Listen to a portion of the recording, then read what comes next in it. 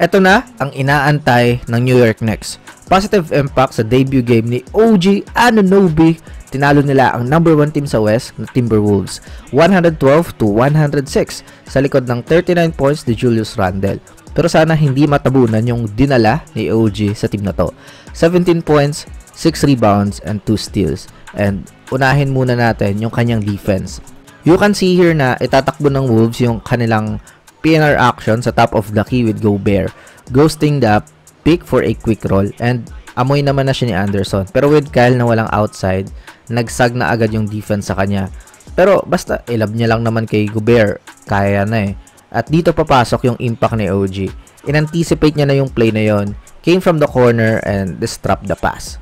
Ito kahit nasa corner yung closeout attack, tsaka hindi niya naman natotrabaho. Grabe pa din yung help niya from the other side. Tsaka kahit iwan niya yung wing, there's no way na makakapasa yun doon sa tao ni OG. Defensive instinct niya na lang din talaga to eh. Ang lupit. And dito na siya kinuha ng Knicks para sa trabaho na to. The man that can guard superstars. Tingnan nyo kung paano sinundan ni OG si Edwards. Total denial talaga. But still, teams will make ways para mabigay sa superstars.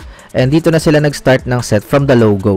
It's very uncomfortable for players like Edwards here. Pero syempre, Wolves will have to switch. And ayun, nakakuha ng foul si Edwards. Pero kita natin yung impact ni OG on that one. Halos lahat ng puntos ni Edwards is not on OG. Dito naman, kahit yung shooting big pa ng kalaban ang katapat niya, hindi siya madaling i-back down eh. Walang nagawa si Towns kung hindi mag-pull up ng jumper na dapat gagawin niya dito is go all the way. That's the defense of OG na kailangan ng Knicks to go deep. And again, Edwards having a hard time kapag walang switch na nangyayari with OG, forcing him to pass. On offense naman, OG loves the corner, kaya sobrang sakto sa kanyang role.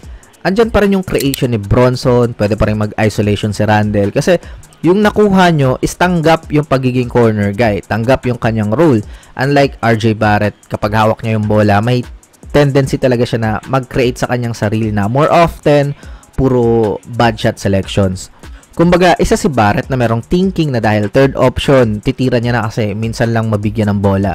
Pero with OG, yung puntos niya is galing sa mga cuts and mga pasa. Dito nga, he attacks the close out pero imbis na bad shot, he finds Hart for an easy 2 points. Dito, OG came from the corner and nung nakita niya yung tao niya na stagnant, perfect time para mag-cut for the jam. Ito yung sinasabi natin, Bronson will maximize his ball distribution kasi may movement. Another jam for OG. Unlike 'di ba na nakatayo lang sa wing yung karamihan ng players. And ayun na naman yung corner shot ni OG. Galing na naman sa creation ni Bronson. Bang!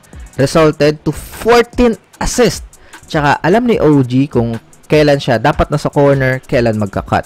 GG, and rate nyo yung trade na to for the New York Knicks.